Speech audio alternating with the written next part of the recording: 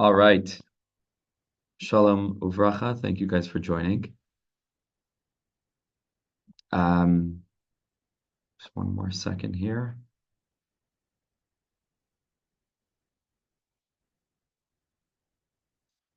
Okay. B'siyata Shemaya, we're looking forward to jumping right back into our series on Sichos HaRan. If you remember last time, we had actually begun a sicha that we did not finish. So, second, we started Sicha, was it 98? Yeah, Sicha Tzadi Ches. We did the first segment, which was all about saying Tehillim, and we learned many other sources in Kisvei Breslov on the topic. And B'siyata D'Shmaya, we're going to jump today into the second half of that Sicha. So let me share my screen. 1 second.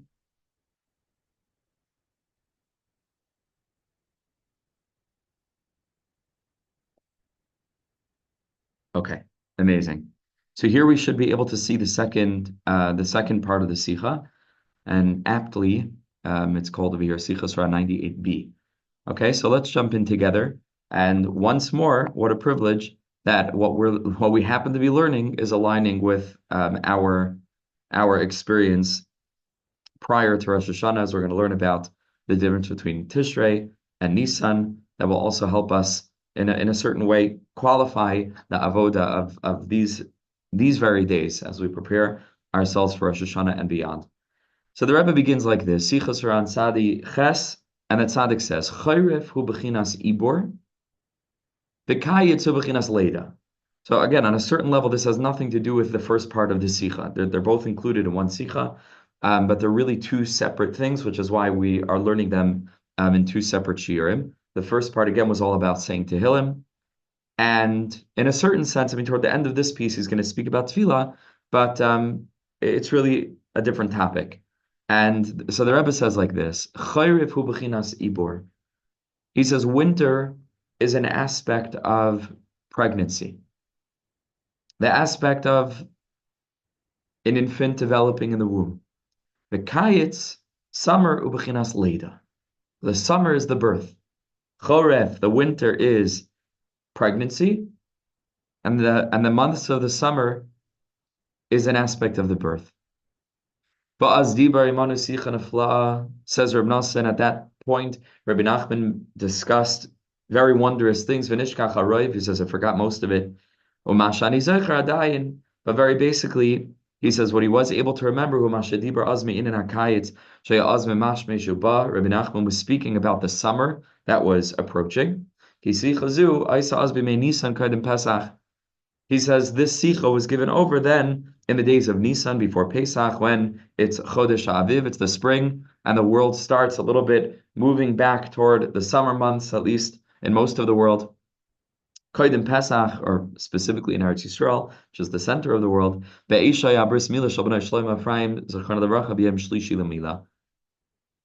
and that was around the time that his son Shlomo Ephraim was actually referred to in the other Breslov Svarim. Sometimes you see it as Reb Shlomo Ephraim, even though he was Nebuch, he was nifter as an infant, but he had an incredibly lofty soul. Rabbi Nachman was so destroyed, obviously, like any parent.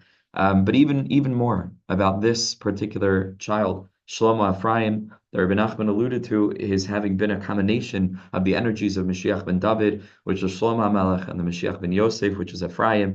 But Shlomo Ephraim, this name given to this child, Rabbi Nachman had tremendous hopes for this particular child, and tragically he was nifter, along with three other of Rabbi Nachman's children. So around the time of the bris milah, 3 days after the bris, was when Rabbi Nachman spoke about this idea. V'dibar az, and the Rebbe said, Shavachayrev, in the winter, kol ha'asavim, kol ha'atzmachim, kulam mesim, everything dies.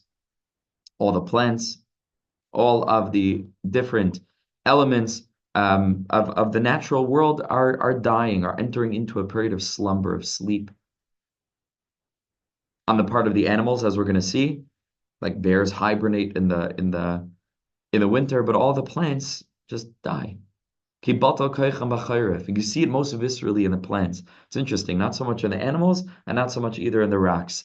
right? Which are two of the other categories of existence, the inanimate, which is domim, and the animals, which are chai. You don't really see such a major shift um, between summer and winter. Maybe in some animals you do, like I mentioned before.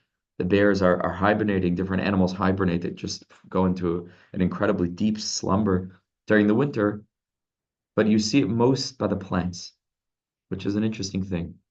That the plants you see reflected in their life cycle, the winter very viscerally, where all the leaves die, and then the summer, of course, is a time when everything comes back to life.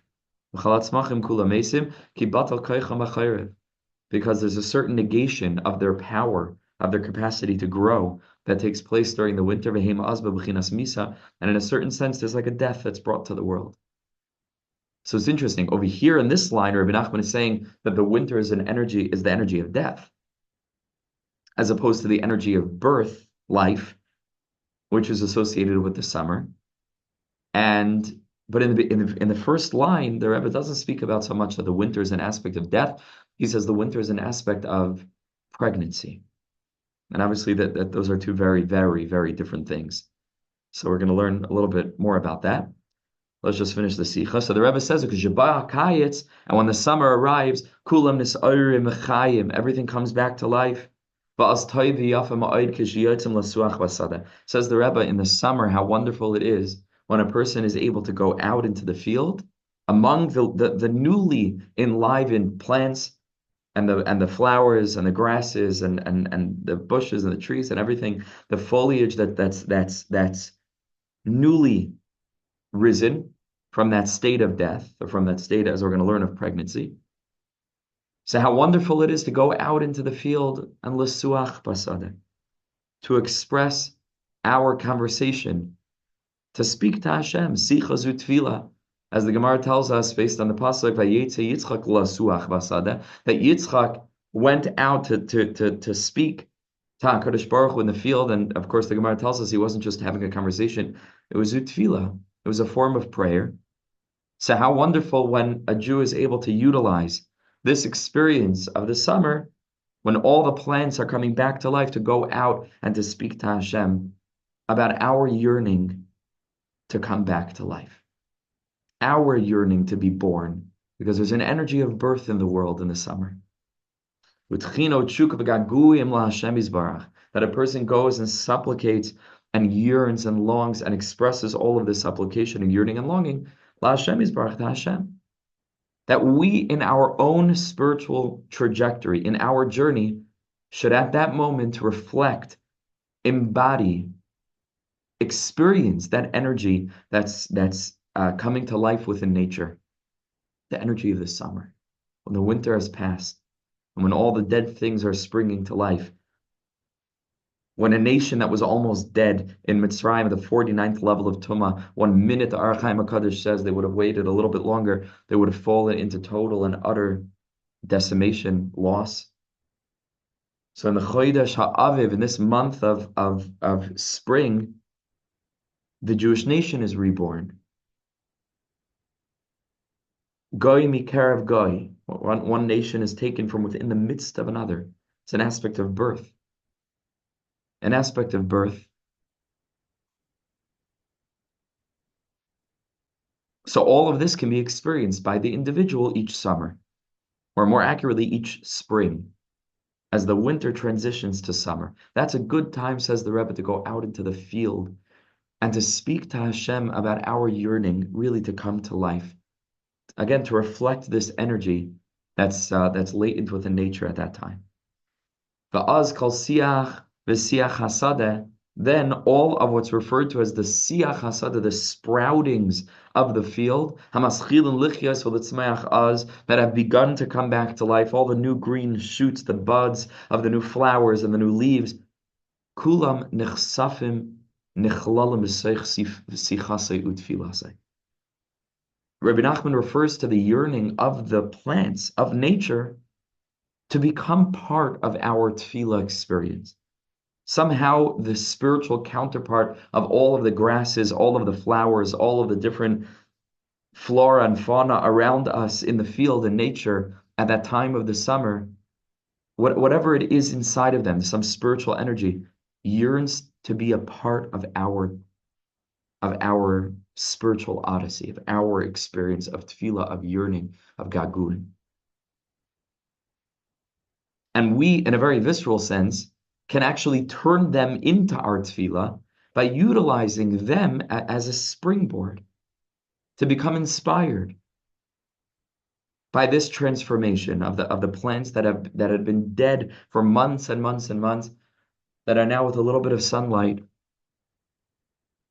which is a little bit of contact from a realm beyond. That's the source of energy. That's the source of light, which of course the sun is just reflecting the light of a Kadosh Baruch Hu, of the ultimate mashpia, of the ultimate source of life.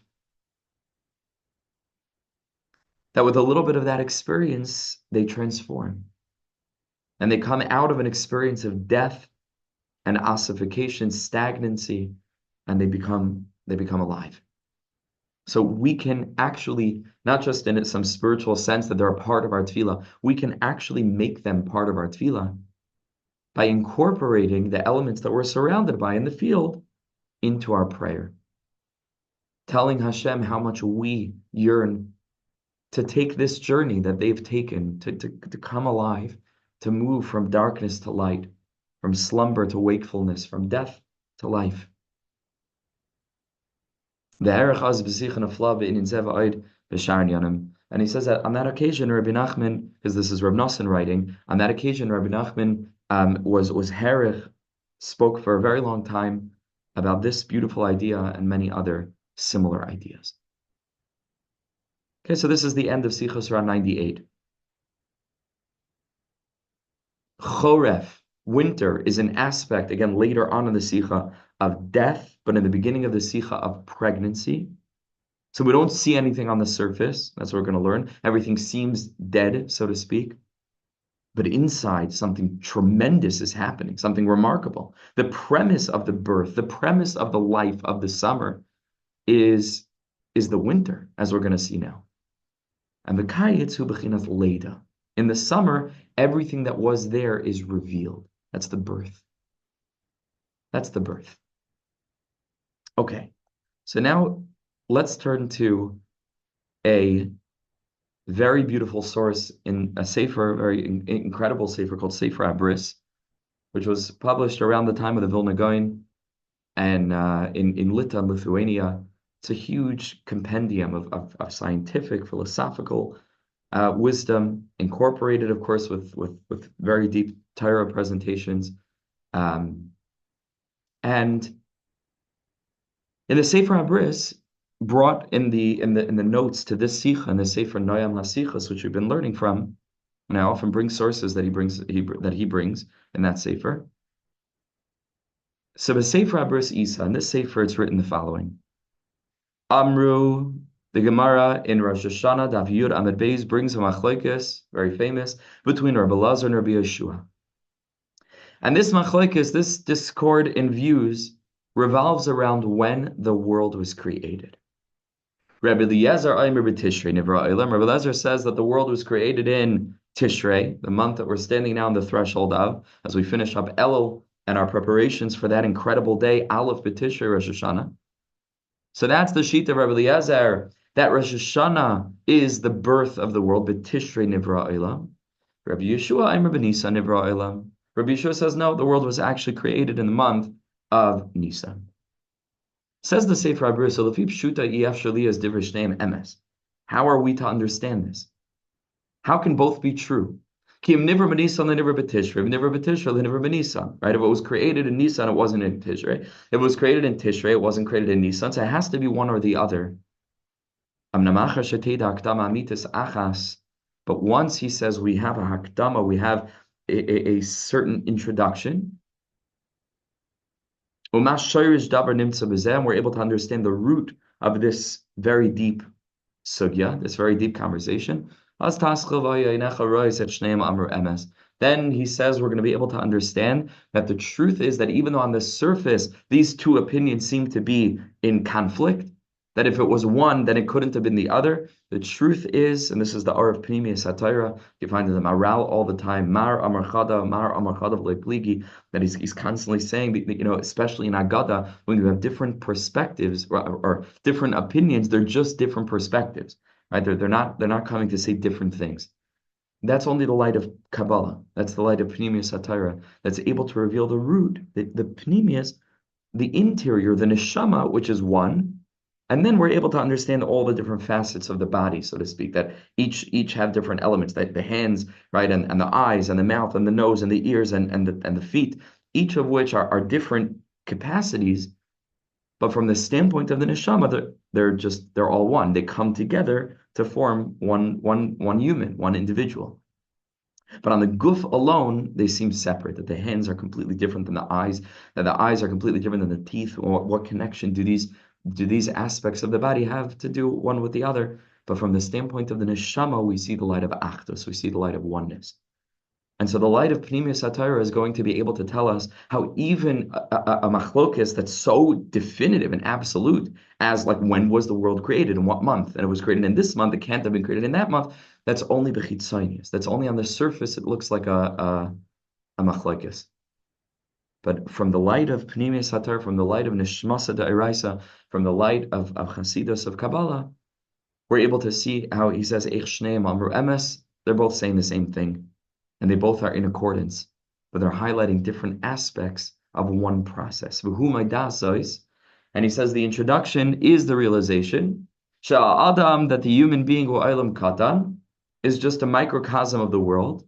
And our world, who Olam Gadol, is the macrocosm, of which Adam, of which the human being is just a microcosm, a reflection of the world at large.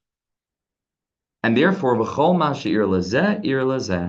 whatever happens to the Olam Katan, within the world of the human experience as a microcosm for all of existence, whatever happens to the microcosmic man, to the human, happens within the macrocosmic world. And more specifically, what we're referring to here is just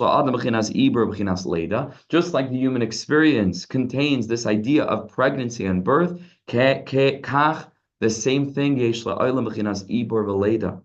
the world enters into a period of pregnancy, and the world enters into the experience of birth. Because whatever exists in the realm of the human experience exists within the larger man, so to speak, which is all of existence, which also contains this aspect of pregnancy and birth. What does this mean? When a person is in the state of a fetus, of a developing fetus, of an uber, a fetus bebeten imay, in the womb of his mother. If somebody would ask about this fetus, Adam Zeba, is this a person in the world? This fetus, is this a person? And one person would say, no, it's not a person. That's not an individual within the realm of this world. And then another person would say, no, of course, that's a person. So we to understand, right, the whole pro-life, pro-choice debate notwithstanding, right, and what halacha says about this and so on, but we would understand just generally, gam shneim yoimru emes, that both are right. Both are right. Ki ha'omer lo yesh, the person who says, no, this fetus is not an individual that exists within the world, omer emes, that's true, shari adayin lenira ba'olam, because he is still subsumed within the mother. He hasn't emerged yet into this world. There's the potential for life, especially in the early stages, let's say, of the development of the fetus. I think it's called a zygote originally, just the smallest beginning of a developing fetus. At that point, there's no independent entity, just cells that are splitting, multiplying, dividing, and so on in this wondrous, miraculous process of pregnancy. But we would understand that the person who says there's no individual here is right. He said the truth. It's just in potential. Nothing's been actualized. And the existence of this entity is very, very hidden. hidden not only within the womb of the mother, so hidden away from our actual eyes, but even again in early stages, hidden within itself. It hasn't developed yet. It hasn't unfolded. It hasn't developed. But the other person who says certainly there's an individual there, gam kin amar emes. Of course that's true. Kikfar hu ba'olam, because there's something in the world, there's something growing inside of this person that isn't the person. There's something else that's developing here, that's growing, that's evolving. Ve'ena margisha mimenu atnua afal pishu adayin behelem. Or ba'anu, rather, we feel, ba'anu margisha mimenu atnua, we're able to feel the movements of this thing, kicking, especially in later months of pregnancy. Afal pishu adayin behelem, even though the fetus is still hidden, the infant is still hidden within the mother, but certainly there's something there. Something's present. Kacha, says the sefer Abris, kacha davar ba'olam. The same applies to the macrocosmic human, to the macrocosmic olam gadol as well. Kacha hadavar ba'olam. Rabbi Eliezer aimer b'tishrei nivra olam. When Rabbi Eliezer says that the world was created in Tishrei, hakavana boy, his intention is abachinas ibur shalayim. This is the aspect of the pregnancy of the world, which is happening in a very, very hidden way. The potential of creation. Rabbi Yeshua that says the world is created in Nissan. His intention is that in Nissan is the birth of the world. When the world actually emerges in its full expression of beingness, of existence. In the 7th month to birth, which is Nisan, which is 7th month from Tishrei. The Gemara says, right, that a woman that gives birth in the 7th month, so she gives birth early, but the child can survive. The child lives around that period of time. So it turns out that they're not arguing. Rabbi Eliezer that says that the world was created in Tishrei is speaking about the beginning of pregnancy. Something's begun. But we're going to enter into the winter now. It's interesting, right? The beginning of the year, Rosh Hashanah, and then almost immediately, that's it. It's fall and then winter. Because each year exists as its own entity. Those who are following the Shabbos year, right? So Thursday night, we spoke very deeply about. Did I post that yet? Actually, not sure. Thursday night, we spoke about how the whole week is like an entity unto itself, and then the world starts again from the following week. The whole world starts again from each Sunday, and then it's just Sunday to Shabbos is its own entity. So the same thing is true here from the standpoint of a year, each in its own relative framework. From the standpoint of a year, this is the way it is. From the standpoint of a year, we begin with pregnancy, which is Tishrei all the way till Nisan, and then from Nisan all the way back to Tishrei is the actual birth, so to speak, of everything that existed in potentia in the beginning. Unbelievable. V'zeh, and that's why we say on Rosh Hashanah, Hayoim Haras Olam. Today is really, it's translated the birthday of the world, but it's not really what it is. Haras is like Herayon. Lashon Hara means pregnancy, V'herayon. What we're really saying in a very deep way, Hayoim Haras Olam, as we come up to Rosh Hashanah, it's such perfect timing to be able to learn this now. As we come to Rosh Hashanah, what we're really saying is today is the impregnation of the world. Today, Rosh Hashanah starts the process of pregnancy as the world develops and develops and develops through the cold, dark months of winter.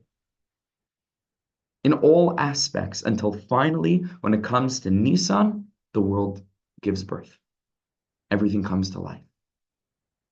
ואם תרצה לדעת מבטן מי יצא העולם, קום רדוף אחר אנשים הבאים בסוד השם, חפש בספריהם הנאמנים ומצא קדישנו מעל. He says, if you want to know from whose womb, so to speak, the world was born and what that means, for that he says you have to look at the works of those who are called Habayim B'Sayid Hashem, which is the Mekubalim. And to seek beyond all of the other Mekubalim, Kisvei Ari Luri Yazal, the writings of the Arizal. Where over there he explains exactly what this means. Al-Pi Kabbalah. He says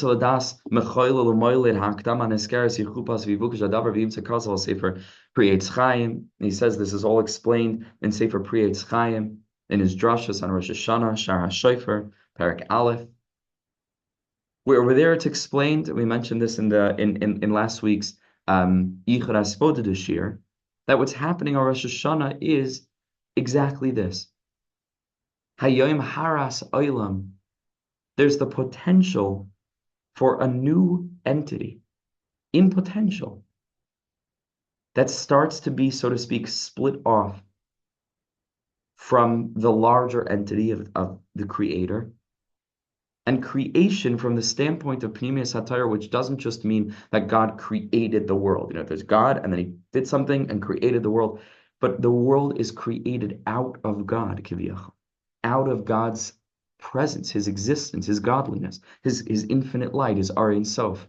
That's called the process of emanation, which is the Pnimius, which is the undergirding, the underlying narrative of the standard creation narrative. God created heaven and earth. Okay, how did he create heaven and earth? What was the dynamic of that creation? So that's in Kabbalah, that's in the Arizal, that's in the Baal Shem Tov, that's Rabbi Nachman, all the tzaddikim, who are revealing that Hashem created creation kiviyachol out of himself, just like an infant is created kiviyachol out of the mother's own flesh and blood, but then develops as its own independent entity, with its own independent identity. And that's what's taking place on Rosh Hashanah. Hayom Haras Olam. On Rosh Hashanah, there's the beginning of this concept of pregnancy. The world begins to evolve.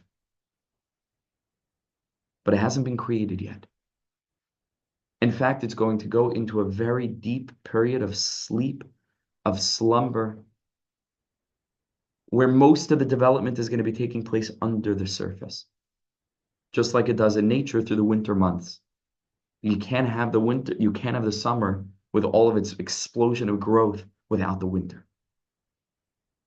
So you can't have everything that takes place in Nissan and those months and all of the different aspects of the way that that's reflected without these months of Tishrei leading into the winter now. Can't have it. And something similar is brought. Kasva Taisvis is written in Taisvis, the Parak Gimel Rosh Hashanah, in the first parak of Rosh Hashanah, B'dibra Masal Kaman Matzlinon, and Taisvis over there brings B'Shem Rabbeinu Tam al Rebbe Eliezer HaKalir, who was one of the chief Paitanim, the primary composers of the piyut that we say on Rosh Hashanah Yom Kippur and on Tisha B'Av, Rebbe Eliezer HaKalir. Sheyasid b'payit Geshem de Shmini Atzeres, that the tefillah of Geshem that we daven on Shmini Atzeres, he holds over there ki Rebbe Eliezer. He brings that really the world was created like Rebbe Eliezer, the world was created in Tishrei. But b'payit de Pesach, but on his payit, I assume for Tal, Yasad ki Rebbe Yeshua. Over there he says no, that the world was created in Nisan. Which one is it? Says Tosfos already, she'elu ve'elu d'velikim chaim. They're both saying the same thing. And the lashon of Tosfos, but it's the same idea as we're saying over here. In Tishrei, Allah b'machshava libaris. It arose in a divine mind, so to speak. It was an aspect of pregnancy that the world was conceived, whether physically, so to speak, in that mashal of pregnancy, actual conception, or conceived in the figurative sense. It was conceived in thought. Ad Nisan, Babaloi Nivra Ad Nisan, but it was not actually created until Nisan. Akadashay. Val tismal achefet shafilu l'shano l'yayim yesh b'chinas ibor v'leida He says, don't be so astounded. Don't be so astounded by this that we're splitting the whole of existence into these two phases, which is very different than just an arbitrary season. So that it just happens to be half the year is essentially fall, winter, half the year is essentially spring, summer. It's not arbitrary. This is reflective of the deepest spiritual truths, like everything in this world. Mibasari exile. There is no world. It's just spiritual realities that are revealing themselves in this way. But of course, everything has a deeper spiritual meaning. And the same is true for summer and winter. Pregnancy is winter, and the birth period, it's Leda, is summer. Ki ikra shana yimeak, right? Because he says afilu l'shana uli yoyim, because even a day has an aspect of ibor v'leda, as we're going to see, pregnancy and birth. But certainly in the seasons of the year, ki ikra shani me'akayis, because the primary essence of the year is the summer. Shazachari shavak tzira, it's then that there's plowing and preparation for planting, and there's the reaping of the previous crop. With smichas kol anitznim, all of the different shoots are sprouting during that time. Hadudayim nasnereach is bringing psukim, right? And the judayim are this kind of mysterious fruit or spices or plant is giving forth a beautiful smell. Everything is growing, everything is sprouting. Right? And the air is just so clean and full of light and cleanliness. And every living being is brought to life, is awakened and comes to life. Like we mentioned, there are many kinds of animals that fall into a very deep slumber. And they sleep, they hibernate the whole winter. They don't move from their place at all. And they're like corpses during that time period of winter. And he says we're going to discuss this. He says later on in the sefer, so the whole winter and hakayitz and the summer hu bebechinas ibor. It's the aspect or rather, of all the days of the winter, hakayitz shouldn't be a comma there. Hakayitz hu bebechinas ibor. It's as if the summer is present, but the summer is in pregnancy. The summer is in development. So it turns out very deeply that all there is summer. It's just there's summer as it reveals itself, as it's born, and there's summer as it's being developed. And this is extraordinarily deep. Because again, summer is just a symbol of development, production, success of every kind and in every single area of life. That's the summer. And the winter is the opposite. But over here, it's a total shift from seeing the winter as a time of death, like Rabbi Nachman mentioned later in the Sicha, right, which is the way that we usually think about it, as not a time of death, but a time of preparation, a time of pregnancy, vis-a-vis the birth of everything that we want to see occur, everything that we want to see happening. And this is true again in every realm of existence, certainly with regard to history, where the whole entire period of history up until literally today and beyond until the 7,000th millennia, which is coming up in 216 years, not too far away, is all an aspect of winter, leading up to the great birth, the great emergence of a new world order, of a world that's saturated with the knowledge of Hashem, like water covers the ocean bed, where every being is conscious of its creator, conscious of the meaning of life, conscious of the possibilities within this world. So until then, the world is not dead. Until then, the world is just pregnant. Exile doesn't exist. It's the pregnancy of redemption. When the redemption is in development, that's called exile. So it's a completely different thing. So let's read this line again. So all the days of winter, the summer is there, but the summer is an aspect of pregnancy. It is developing each and every day of winter. Getting closer and closer and closer, and it happens completely in potentia, right? It built in nirgas. We don't sense it, we can't feel it. And then when the year swings back around and we come to the days of Nisan, I quote a pasuk in Shir Shirim, second parak. Hastav avar, the rains, the winter is over. The winter passes. And there's a birth. And we can see the shoots, we can see the sprouts, we can see the new plants that are pushing forth through the earth and emerging into the bright summer air. And then the summer reveals itself in a practical way. And then the world is born. The world is born.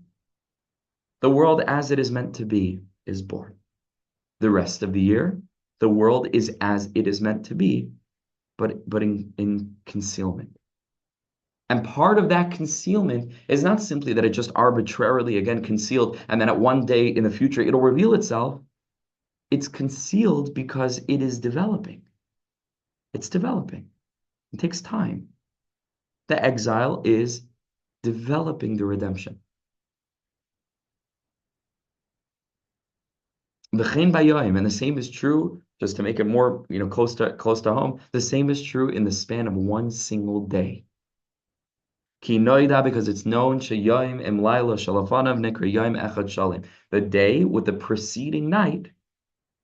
That's called one day, right? The Jewish tradition counts or considers the day as having started by the nighttime, vayihi erev, vayihi voiker, right? It starts with evening and then morning.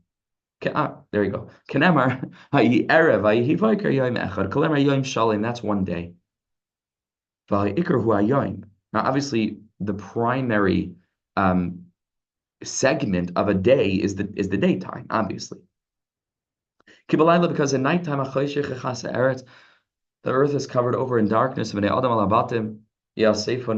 are gathered to their homes, and they don't go, and they come home to their abodes. They don't, nobody goes out, nobody comes in. And then when people become very sleepy, which is like the hibernation of the winter, so to speak, of the animals, we become tired. We lay down on our beds and we go to sleep. Right? So on the right, when a person's laying in bed, a person's sleeping, we're not doing anything. So it appears to be an aspect of death, of winter, so to speak, when everything dies. But he says, don't tell me that the energy that a person has during the day, which is the essence of the day, is not present when a person is sleeping. Of course it's present when a person's sleeping. On the contrary, were a person not to sleep, the person would not have the energy for the following day. The summer is present in the winter. It's just hidden. It's being developed. It can be said that the essence of the summer is in the winter. Because the summer is just the revelation of what's there. But the development, the growth of the summer is in the winter. The development and growth of the day is in the night. It's in the sleeping. It's an incredible concept. When a person is sleeping, that's when we get rested. And we draw strength in our slumber. So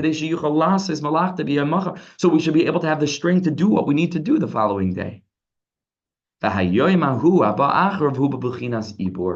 so from the standpoint of the nighttime, the day that is to come is present, but it's in development. It's going through the process of pregnancy. Kol halayla, the whole night, ubiskar b'chol shav v'shayoser, and it's developing more and more and more and more and more. Achadaynu b'koyach, but it's still in potential, ability nirgash, and it can't be sensed or felt or experienced. Ubagia eis haboiker, and then when the morning comes, haboiker ubagia eis, rather when the time arrives, haboiker are morning dawns. V'Hashemesh yatsa la'aretz, and the sun rises over the earth. Yatsa adam l'fayalai, and then a person, as the pasuk in Tehillim tells us, a person goes out to do his work. And at that moment, dawn broke, not because it just so happens that dawn broke in that moment, but because at that moment, the pregnancy, the process where day was in the process of pregnancy in the nighttime had come to full term. So when the day that is in a process of pregnancy, the whole entire night comes to term, it's born, and then the sun rises.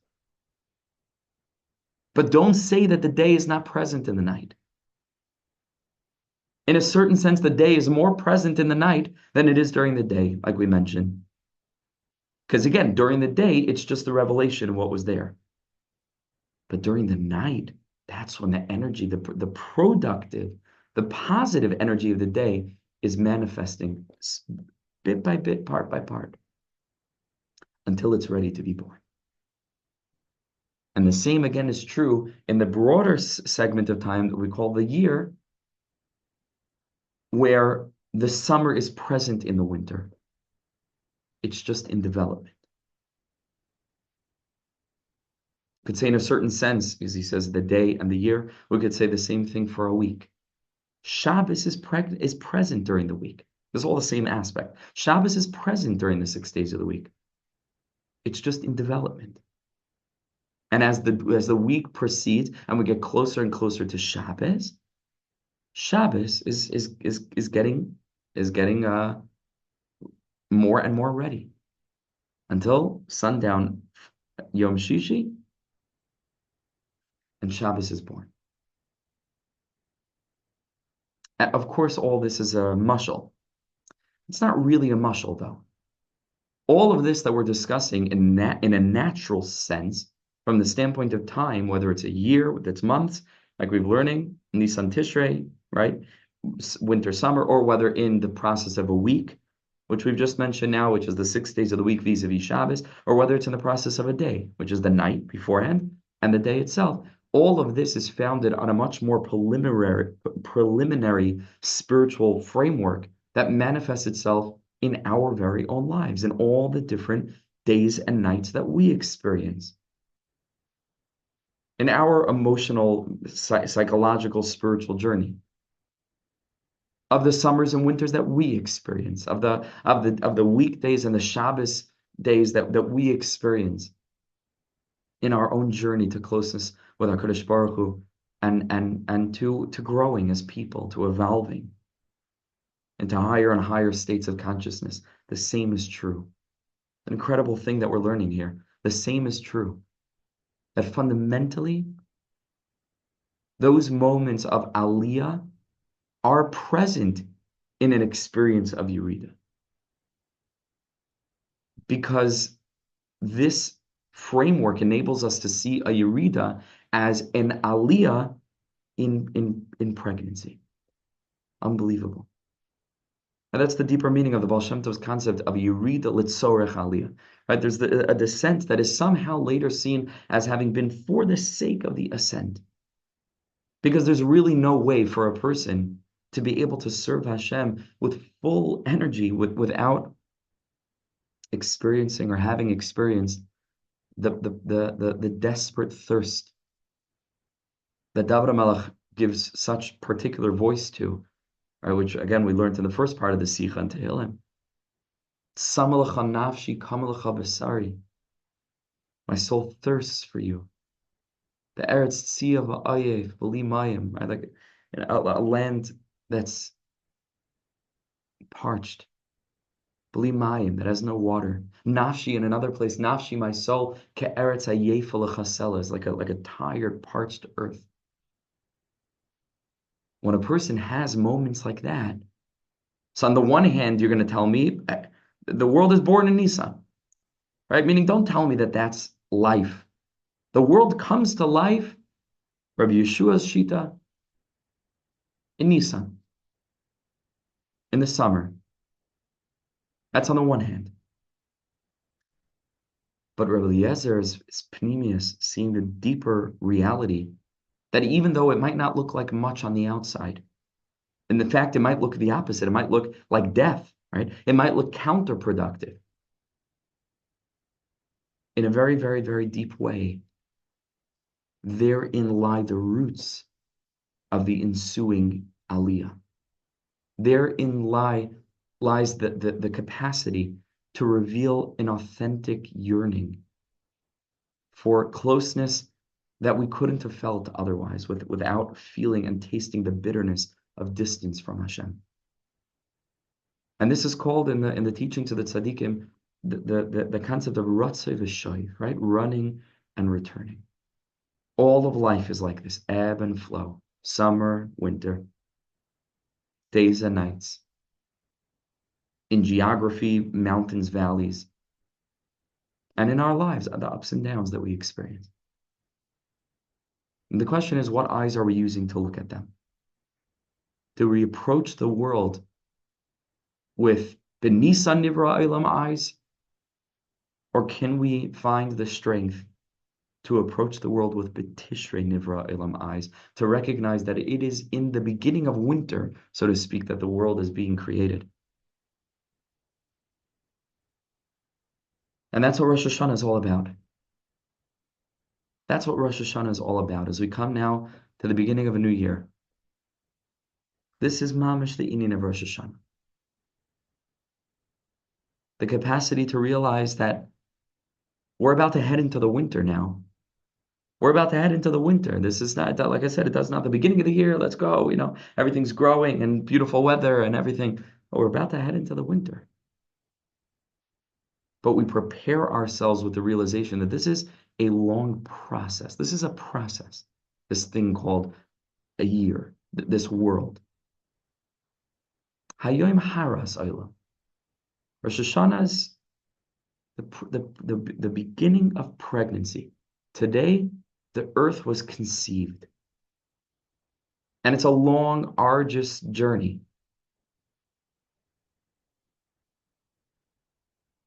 Through which the fetus of existence develops bit by bit by bit by bit till it comes to term.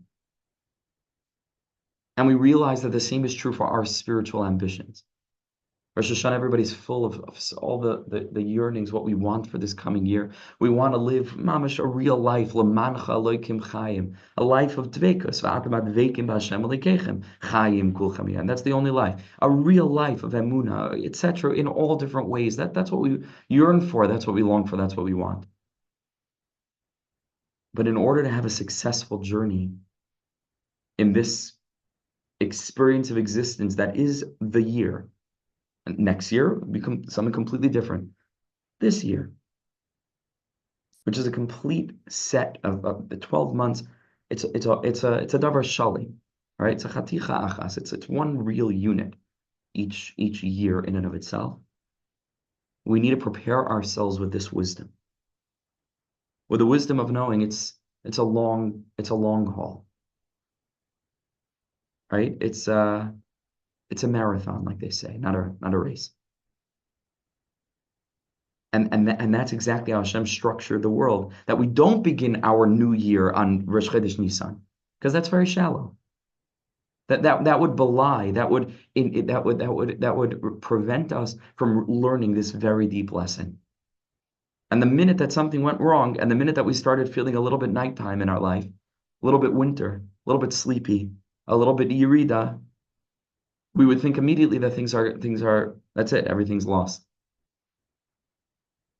So HaKadosh Baruch Hu does us the greatest favor, and he starts the Jewish day by night. Vayhi erev, vayhi vayker. Hashem does us the biggest favor, and he starts the Jewish year in the beginning of the winter. Rosh Hashanah, the Tishrei Nivra. And in so doing, HaKadosh Baruch Hu is enabling us to begin this new segment of a year with the realization that when the going gets tough, that's the good stuff.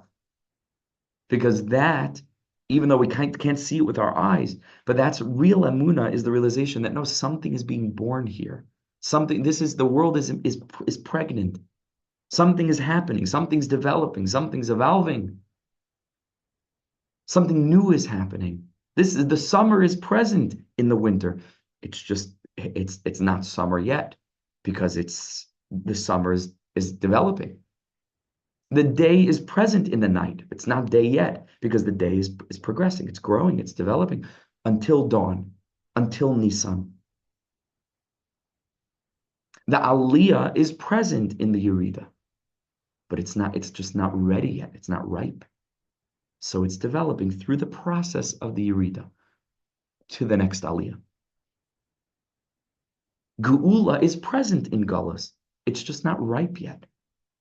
But there is no Galus, and there is no night, and there is no winter, and there is no Yerida. There's just redemption, day, summer, Aliyah in pregnancy, developing. And this is why we begin Rosh Hashanah. It's a crazy thing. It's the beginning of the year, but it's 2 days. Always 2 days, right? Yom HaRichter, Rosh Hashanah is 2 days. So it's a strange thing. I'm saying it seems to belie or negate the very premise of what Rosh Hashanah is. I mean, is it the beginning or is it not the beginning? How could you have 2 beginnings? You have Rosh Hashanah on day 1, and then again the second day. Now is the beginning of the year. Which one is it? And the answer very deeply is that rooted and coded into something that can actually last and stand and not fall apart by the first whisper of challenge is something that encoded within the beginning is already 2 beginnings. Is the realization that it's not going to look so successful right away. And there's going to be failures from beginning number 1, which is Tishrei. There's going to be a winter in between. There's going to be a day. There's going to be a nighttime, rather, in between this day and the next.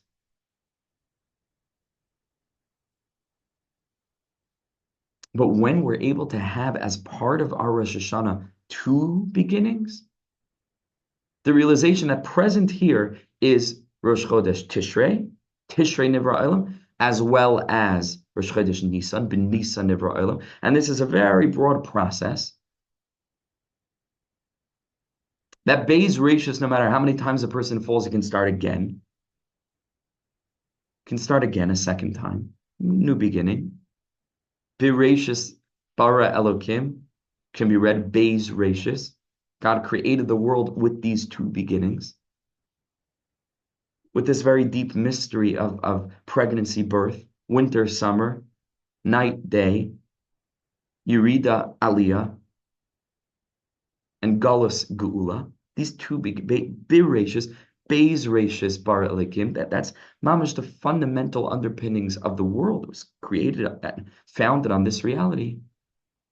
So then a person can march into a new year with strength and with consciousness of knowing, okay, we have the wisdom to know this is how life unfolds. This is how the world is coded. This is lechatchila. This is the way the world is supposed to be. And then what joy we feel, finally, like he says, the end of the Sicha, what joy we feel when we come taka into the summer and the world starts to come to life. The world is born after its long pregnancy of the winter to then express to HaKadosh Baruch Hu our yearnings again, our desire to turn every Yerida into the greatest Aliyah, to turn every Aveira into the greatest mitzvah from the standpoint of tshuva me'ava, tshuva that's done out of the yearning that all we ever wanted was just you, was to get closer and closer to you. So that's the end of Sichos HaRan. Sichat Tzadi, was it Tzadi Ches? And again, tremendous siyata d'shmaya that just now at this time of the year we should happen to learn a piece that's so deeply connected with everything we need to know going into Rosh Hashanah. Okay, we'll open the floor just for a few minutes if there are any questions from the chaver that were here. And if at all possible, again in the future, if we can have our cameras on, it just makes it so difficult to speak if I can't see the Jews. It's so unnatural. But that's completely up to you. Obviously, no pressure, but if you can. So if there are any questions, I guess you can unmute or you can write it in the chat box.